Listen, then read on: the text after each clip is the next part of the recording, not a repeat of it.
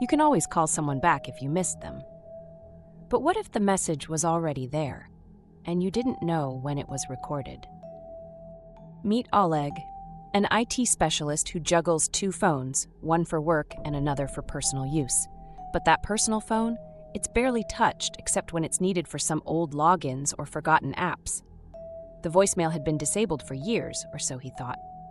One evening, Oleg noticed something peculiar.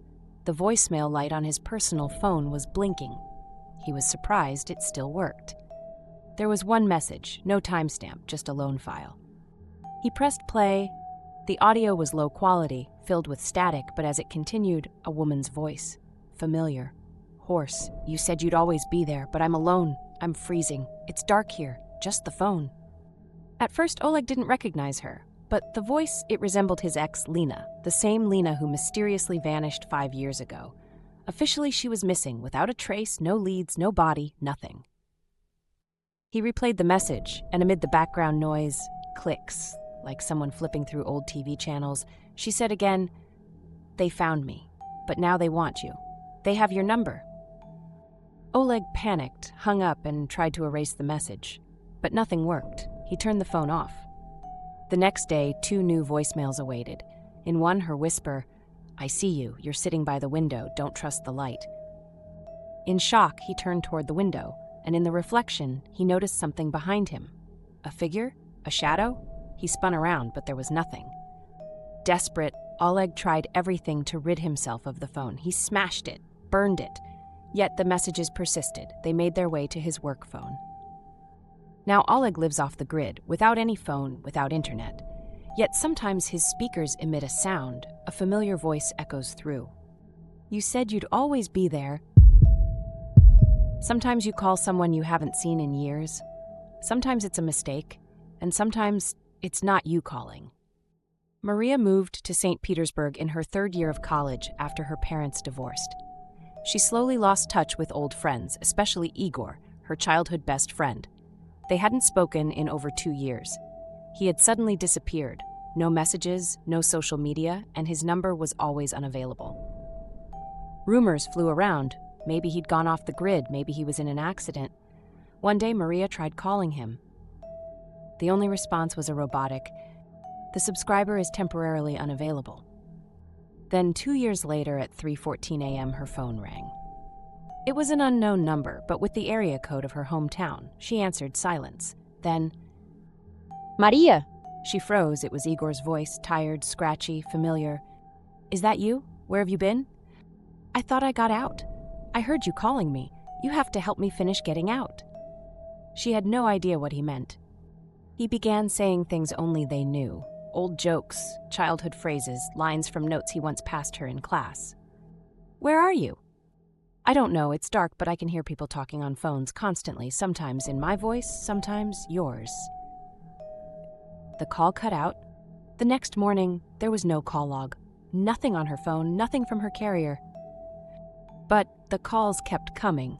Always between 3 and 4 a.m., Igor said strange things. "I'm walking down a hallway. Phones are ringing, but there are no buttons, no wires, they just ring." Another time, "There are others here. They don't know they're dead, they just keep calling, forever." On the 4th night, he said, "You're getting the calls now, too. You don't realize it yet, but your number's already here. It got added when you answered the first time." Now every night, Maria leaves her phone face down, but sometimes the screen still lights up.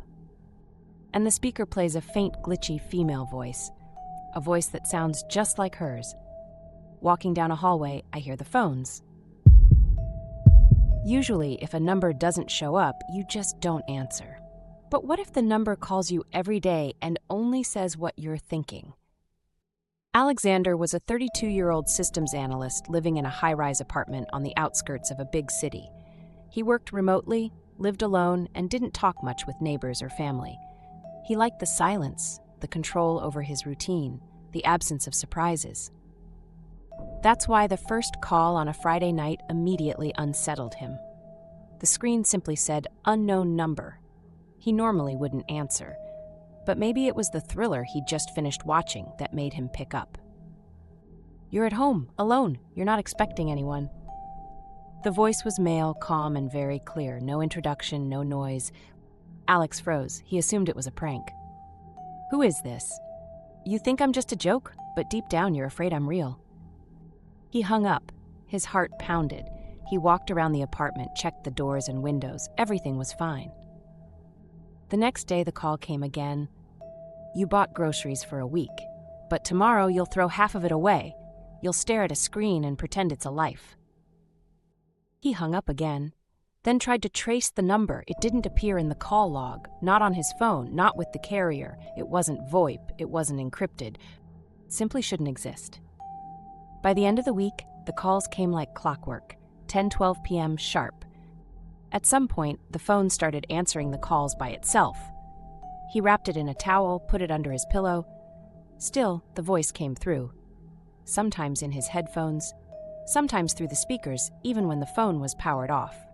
He recorded the audio, but on playback there was nothing, silence. Then the voice said, "You didn't respond last week. When you stood by the window thinking of jumping, you didn't do it then, but now, I'm here to help." He went pale. No one knew about that. That moment of despair by the window, he never told anyone. Then the voice started answering his thoughts. He'd think something and hear, "Yes, I know you're tired. I know you don't believe in coincidences. I'm not one." He removed his SIM card, bought a new phone, went offline.